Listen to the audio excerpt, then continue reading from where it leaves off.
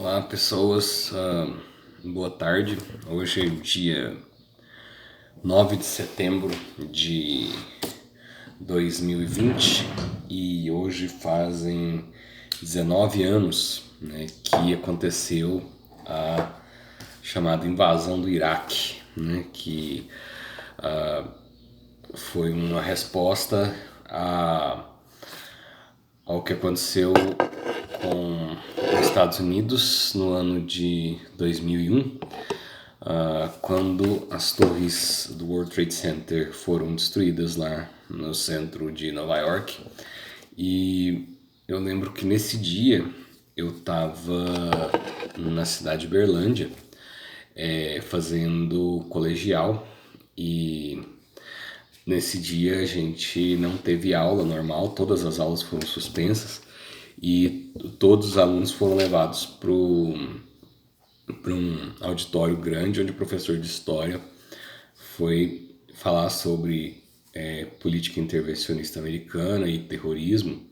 E eu lembro que no dia a conclusão que eu me lembro daquela aula, e olha, faz 19 anos isso, eu me lembro até hoje, que não era possível saber o que, o que exatamente iria acontecer depois do atentado nas torres de Nova York, porque iria levar 10 anos para a gente saber as consequências disso aí.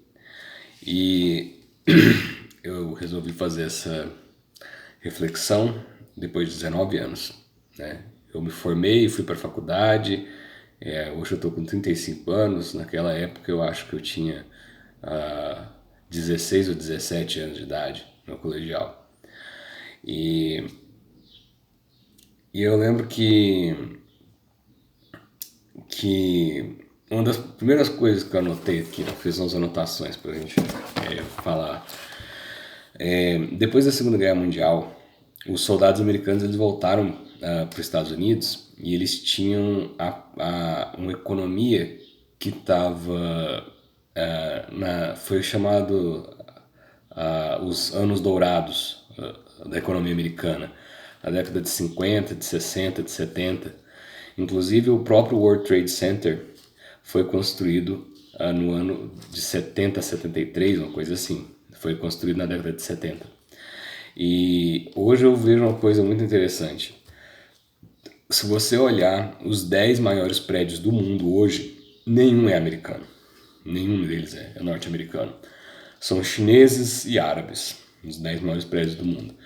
E se você fizesse essa mesma visão há 20 anos atrás, os maiores prédios do mundo ainda teria pelo menos um ou outro que é nos Estados Unidos, né? É o Sears Tower de Chicago, o Empire State Building, né, que sobrou, né, em Nova York, enfim.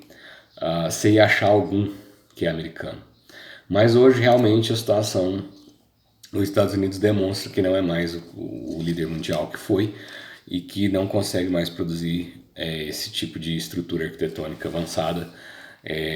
Enquanto isso, Dubai, né, nos Emirados Árabes, esse sim tem todos os prédios altos estão lá, né, e também Xangai, Pequim,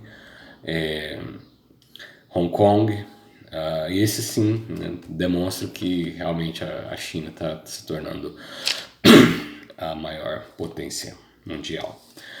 E depois da Segunda Guerra Mundial, comparando a guerra do Iraque com a guerra da Segunda Guerra Mundial, quando os soldados americanos voltaram, eles depararam com uma economia pujante e eles tinham a sensação de que eles tinham libertado a Europa de um regime opressor, que é o regime nazista de Hitler. E foi uma festa no centro de Nova York. O general Eisenhower, Dwight Eisenhower, né, ele se tornou presidente dos Estados Unidos, né, e existe foto dele num carro aberto e todo mundo desfilando e as pessoas felizes porque os homens que foram para a guerra encontraram suas esposas, encontraram suas famílias novamente. Nem todos, lógico que alguns morreram, mas era uma boa festa. As pessoas tinham uma sensação muito de dever cumprido e de patriotismo em relação ao que eles fizeram na Europa. Né, e também na ofensiva do Japão, destruindo a Marinha Imperial Japonesa, que atacou Pearl Harbor. né, dia 7 de setembro, dia 7 de dezembro de 1941. Mas depois da guerra do Iraque, 40% dos soldados que voltam cometem suicídio. E esse número não era divulgado pelo governo, foi uma associação dos parentes dos militares que se suicidaram que forçou o Ministério da Defesa dos Estados Unidos a liberar essa estatística. E é muito triste, né, que de 10 que vai para a guerra, que volta para os Estados Unidos, 4 cometem suicídio. É muito alto, 40% é muito alto, né? Basicamente porque eles encontraram uma economia quebrada. Nos Estados Unidos é muito diferente da década de 50, quando os soldados americanos voltaram depois da Segunda Guerra acabar. Eles agora estão tendo uma situação de desemprego e eles não têm uma indústria para trabalhar, né? Não tem fábrica. Na verdade, foi que durante os últimos 25 anos, os Estados Unidos levou todo o setor de manufatura deles para a China e para a Índia. Então, essa economia, e atualmente por causa da crise do Covid em 2020, né? Inclusive parece que eu estou com Covid no momento que estou gravando esse vídeo, estou esperando o resultado dos exames. O nível de desemprego nos Estados Unidos subiu tanto que eles estão com o mesmo nível de desemprego da crise de 1929. Atualmente, 46% da população dos Estados Unidos é pobre ou pior do que pobre, né? E isso é uma massa de desempregados que tem gente branca que era da classe média e agora não tem emprego nem para eles e nem para os imigrantes mexicanos, né? Então, assim, os Estados Unidos realmente se encontra numa situação... quando aconteceu a pandemia, por exemplo, a primeira iniciativa foi vamos comprar as vacinas da China, né? Cadê o setor farmacêutico? Cadê o setor industrial? Cadê o investimento em pesquisa? Tipo, os Estados Unidos virou outra Banana Republic, né, da América Latina. Acho que quem é liderança mesmo, de verdade, hoje seria o Canadá. No resto, né, parece que todos os países da América Latina estão numa situação bem parecida com o Brasil, né? Bom, a guerra do Iraque, a invasão do Iraque e do Afeganistão e com a consequente guerra na Síria, que foi uma consequência mesmo, ela não teve nenhum dia feliz. Nenhum dia. Nem o dia que mataram Saddam, nem o dia que mataram Saddam, nem o dia que mataram o Osama Bin Laden. Tipo, nada daquilo foi exemplar. Nós temos um monte de coisa para lamentar, na verdade. Por exemplo, tem um tal de Murdoch, que era um cara meio canibal, que ele ficava matando as pessoas para recolher orelha e dedo, né? Foi lamentável, né? A gente também não tem nada para comemorar no sentido de as diversas violações do direito internacional público, em especial o princípio da soberania, da isonomia entre Estados, da violação do sistema de controle de agressões internacionais, que é gerenciado pela ONU, e temos coisas muito lamentáveis, como as violações de direitos humanos em Abu Ghraib, que foi uma prisão que teve várias fotos, né, de pessoas sendo torturadas, e aquilo ali aconteceu mesmo, e foi fotografado, foi filmado, todo mundo viu, né? E temos também a prisão de Guantánamo, né, que é uma prisão onde as pessoas ficam lá por décadas, sem nem saber qual é a acusação formal. E detalhe, você pode ser um cidadão americano e pode ser mandado para lá, né? Temos também um filme chamado Collateral Murder, né? Collateral Murder foi um filme... a situação era a seguinte: tinha um grupo, tinha um helicóptero do Black Hawk, daqueles super sofisticados. Esse helicóptero estava sobrevoando um bairro de Bagdá, que é a capital do Iraque, e esse helicóptero ele viu algumas pessoas no chão e eles estavam numa conversa de rádio com o pessoal da base e eles falaram: a gente está vendo um grupo de terroristas, eles estão aqui, a gente está pedindo autorização para atirar, no rádio, gravado. Aí a pessoa que estava do outro lado falou: você tem certeza que esse pessoal aí é terrorista mesmo? Aí eles falaram: eles estão carregando a AK-47 e estão carregando rocket launcher, né? Estão carregando um lança-míssil. Aí a pessoa na base pegou e falou assim, olha, você tem certeza mesmo? Eu falei, não, com certeza, deixa a gente atirar, dá autorização, a gente precisa de atirar nesse pessoal aqui. E aí eles atiraram. Aí depois que eles atiraram, as pessoas morreram, tipo, o helicóptero, um calibre antimaterial, acho que um .30, né, bem destrutivo mesmo. E aí as pessoas, né, alguns morreram, mas sobrou um que ficou rastejando pela calçada. Aí essa pessoa ficou rastejando e chegou uma van, e a van parou, e ali pegou a pessoa que estava ferida e colocou dentro da van. Aí você vê de novo o pessoal no rádio falando, olha, eles estão tendo assistência de uma van terrorista, e esses terroristas eles estão organizados e a van está ajudando um deles a fugir.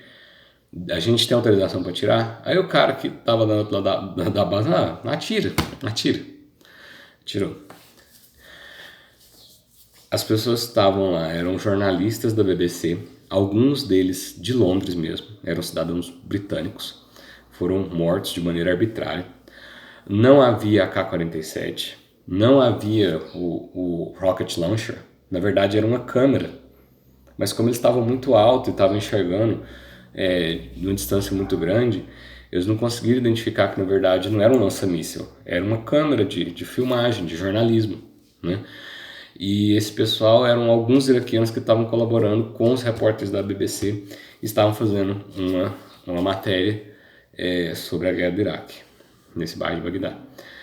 Aí eles foram mortos e uma van escolar parou para tentar ajudar e o motorista da van estava com várias crianças levando para a escola, mas ele viu uma pessoa rastejando no chão, ferida, parou a van para levar essa pessoa para o hospital, prestando socorro. Quando ele colocou a pessoa dentro da van, eles atiraram. Várias crianças dentro da van morreram. Depois de feitos os disparos pelo helicóptero, foi enviada uma equipe com uns jeeps, né, aqueles Humvee, e eles chegaram lá e passaram pelo rádio, isso tudo está gravado, falaram assim, olha, nós temos aqui algumas crianças que estão feridas, outras estão mortas. A gente pode levar essas crianças para uma base americana, que o atendimento médico na base americana vai ser bem melhor que o atendimento da rede pública do Iraque, que está destruída, os hospitais destruídos pela guerra. E a resposta foi não. A resposta foi que as crianças deveriam ser deixadas na van e que todo mundo tinha que sair dali o mais rápido possível. E no próprio rádio eles falaram, isso aí não é obra do exército americano, isso foi um ataque terrorista, alguém atacou essa van, alguém matou essas crianças, alguém, mas não a gente. Esse vídeo foi parar na corregedoria do exército, a corregedoria do exército pôs pano quente, ninguém ia ser investigado, ninguém ia ser condenado. Mas tinha um viado na sala, né? E que viado corajoso, viu? Tipo um homossexual que tem muito mais bola que os homens, né? Ele falou assim, eu não vou aceitar um desses não. Eu vou contar pra todo mundo. Eu vou pegar esse vídeo aqui e eu vou tocar isso aqui na Wikileaks, eu vou tocar isso aqui na internet e eu não tô nem aí. Vocês não vão matar um monte de criança e simplesmente vão colocar um pano quente em cima dessa história, ninguém vai ser punido e eu vou contar pra todo mundo.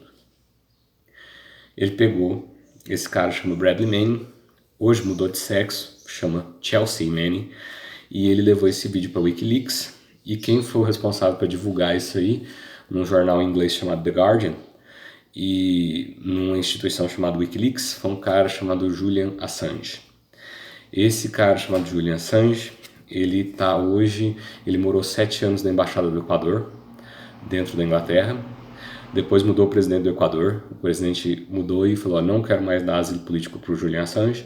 Ele foi para uma prisão em Londres, faz 1 ano que ele está na prisão em Londres, e ele pode ser extraditado para os Estados Unidos como cidadão australiano e responder a 170 anos de prisão por divulgação de informação secreta do exército americano. Então você tem duas pessoas que estão com Um militar, que era o Bradley Manning, que ele olhou e falou assim, eu não tô nem aí, eu vou contar para todo mundo. Isso aqui é um crime de guerra. Vocês mataram crianças inocentes. Tá errado isso aqui. E tá mais errado ainda ninguém responder por isso. E eu vou contar para todo mundo. Eu não sei o que vai acontecer. E aconteceu péssimo pro Bradley Manning. Ele passou 7 anos de prisão. E a pena dele, eu acho que era 20 e tantos anos de prisão. Mas o Obama comutou a pena dele e falou, olha, já sofreu bastante. Ele cometeu um ato de consciência. Ele não aceitou essa injustiça.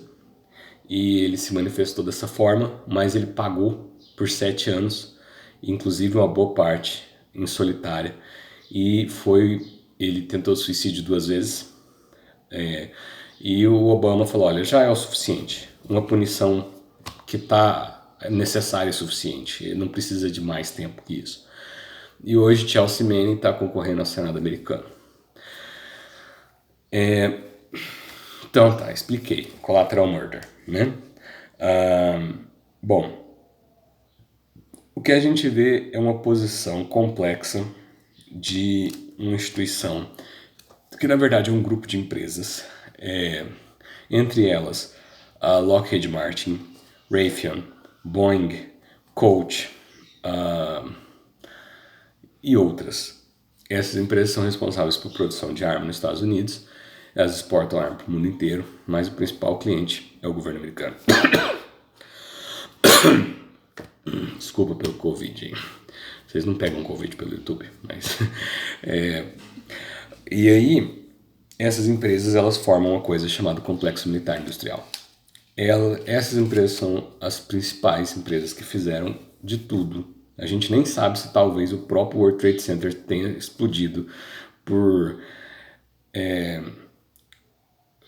inação, né, por omissão do próprio governo americano, né, tipo, algumas teorias da conspiração, isso não é a versão oficial, mas levantam algumas questões, como por exemplo, como é que aquele espaço aéreo, que é o espaço aéreo militarmente mais bem vigiado do planeta Terra, como é que no mesmo dia a NORAD, que é o sistema de defesa do Canadá e dos Estados Unidos, eles que ficaram se preparando durante muitas décadas para uma guerra fria, onde o ataque poderia vir pelo norte do Canadá, e eles montaram um sistema de cooperação militar, um tratado de cooperação militar chamado NORAD, e aquele espaço militar é o mais bem protegido do mundo, tanto pelo governo do Canadá quanto pelo governo dos Estados Unidos.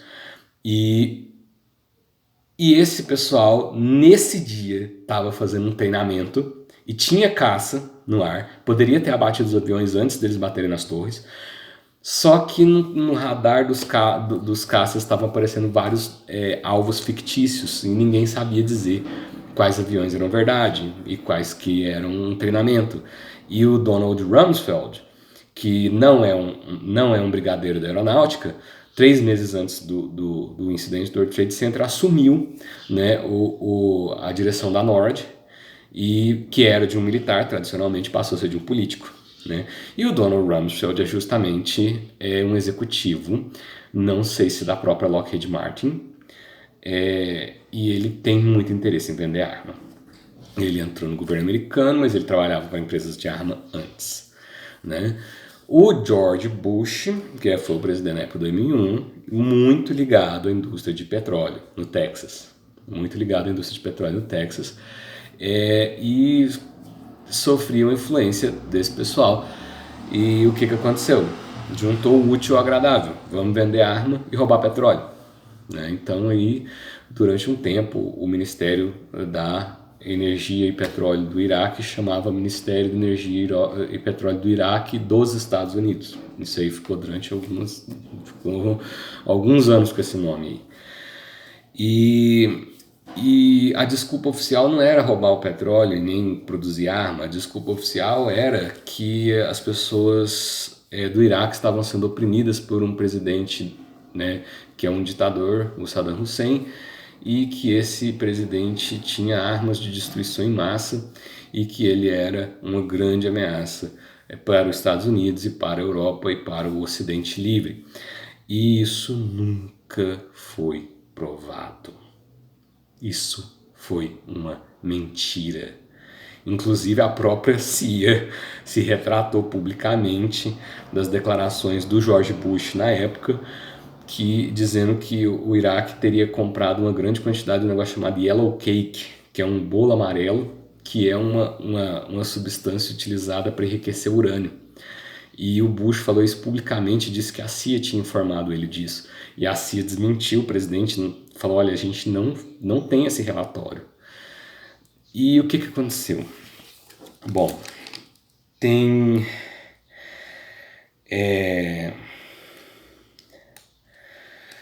Bom, o que aconteceu foi o seguinte, o exército americano, que é a instituição para cuidar da segurança nacional dos Estados Unidos, virou tipo uma gangue dos grandes empresários de petróleo e de armas, né? Então eles não estão fazendo nada de patriotismo quando invadem esses outros países para deixar as pessoas mais ricas dos Estados Unidos um pouco mais ricas e fazer uma despesa pública que, de acordo com o Nobel de Economia, o Sr. Joseph Stiglitz, no ano de 2008, já faz um bom tempo, né?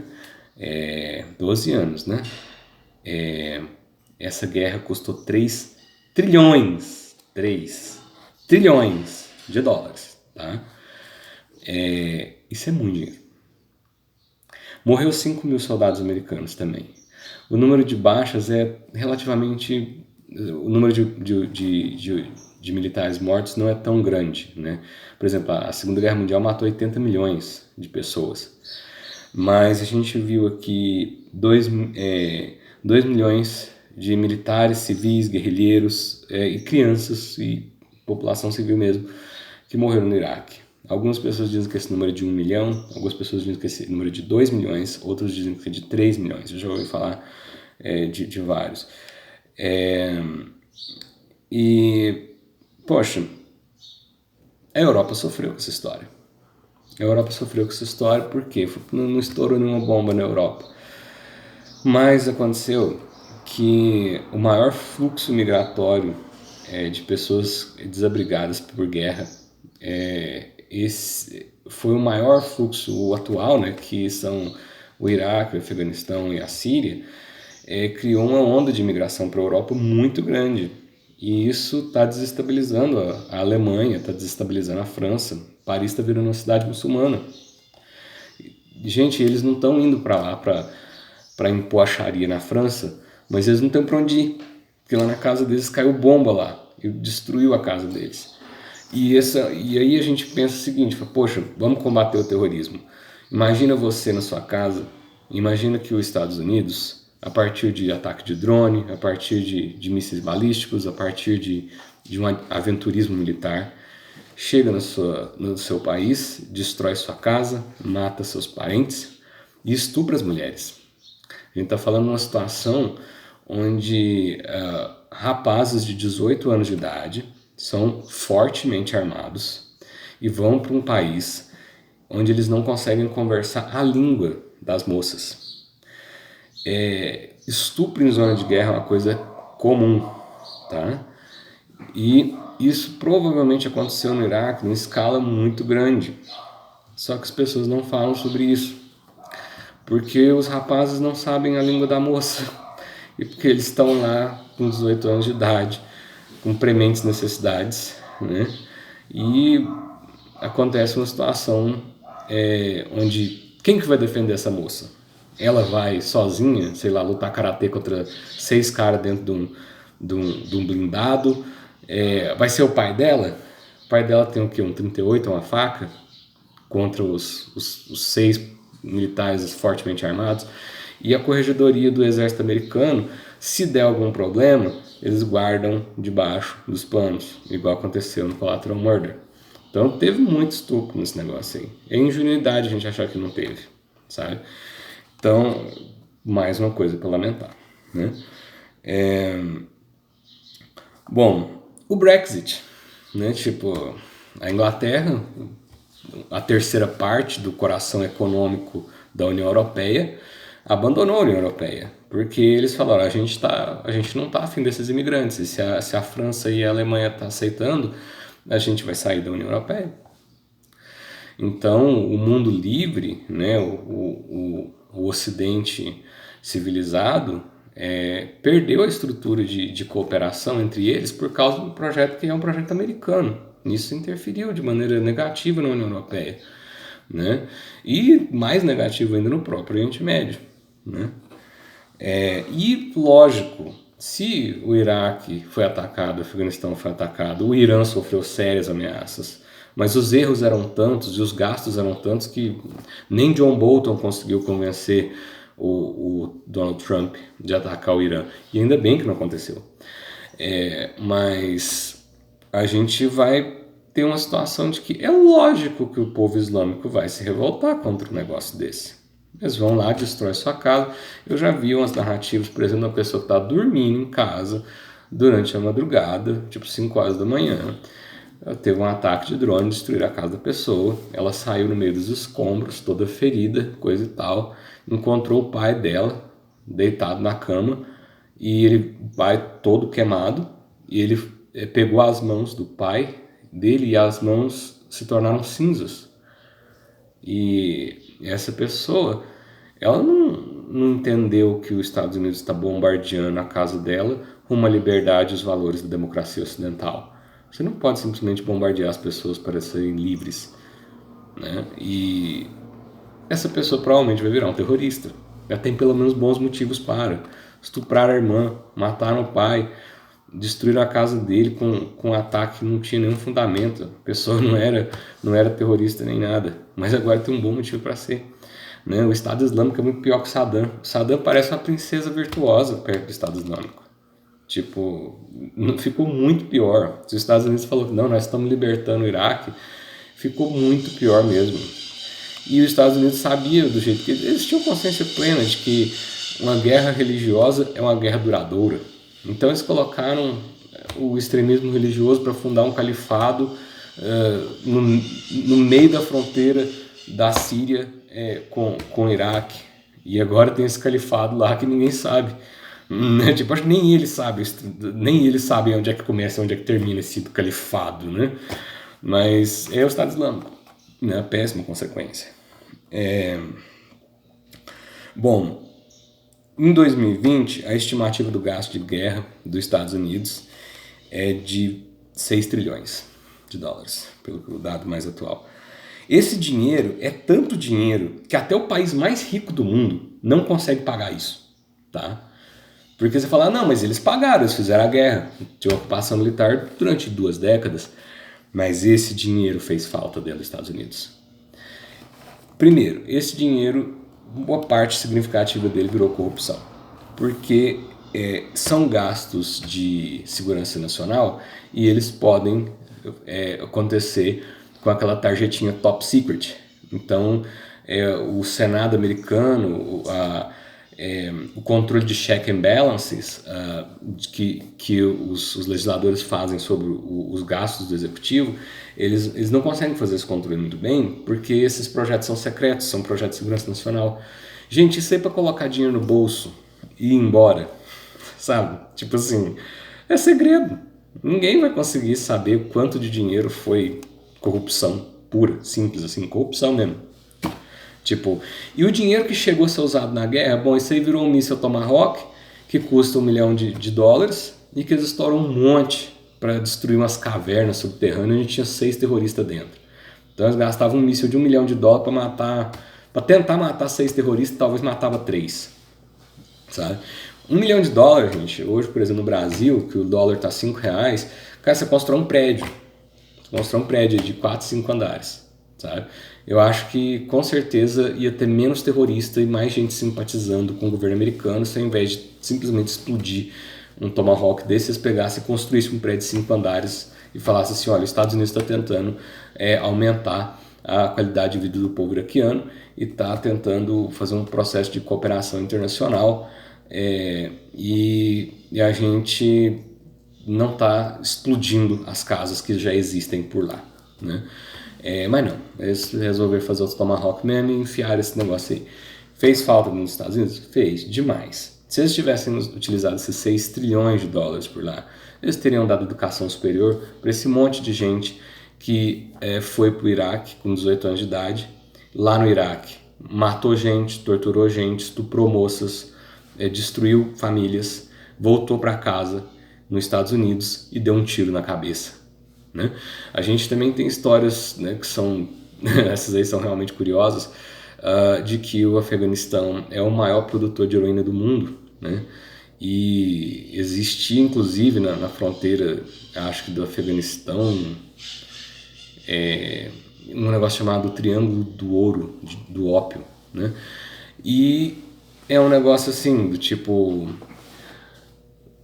Knoxville, no meio do Tennessee, coisa e tal, de repente começa a aparecer um surto de heroína na cidade, as pessoas começam a morrer com heroína, começam a ter um problema sério com opioides, né?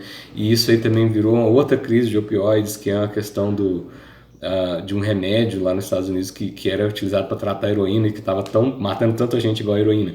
Então o que eu estou dizendo é o seguinte, alguns oficiais, alguns soldados, alguns sargentos, alguém, tá, pegou essa papoula lá no Afeganistão e levou esse negócio para Knoxville, no Tennessee. Então existe alguns que estão lutando uma guerra particular, né? Sei lá, um avião, um navio, um carregamento, uma caixa grande com equipamentos militares, que algumas pessoas receberam algum dinheiro para não dizer o que tinha lá dentro, e esse troço chegou nos Estados Unidos e estão vendendo heroína afegã, né, nos Estados Unidos. Então assim, tem um tráfico de droga aí também. Ah, mas isso nunca aconteceu. Que isso? O exército americano e a CIA envolvido com tráfico de droga?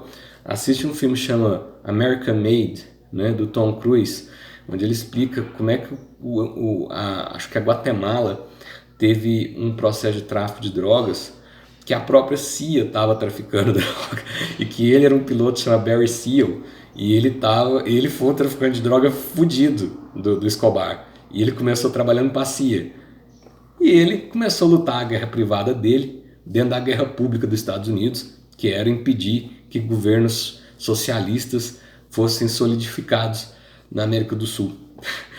Não é a primeira vez, tá? Não é a primeira vez. É lamentável, literal, é uma história e tanto, é uma história cinematográfica, mas não é a primeira vez que está acontecendo isso aí.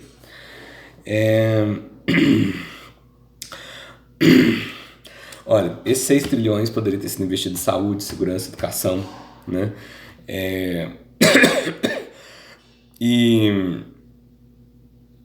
E aí os Estados Unidos está perdendo o trono para a China. Por quê?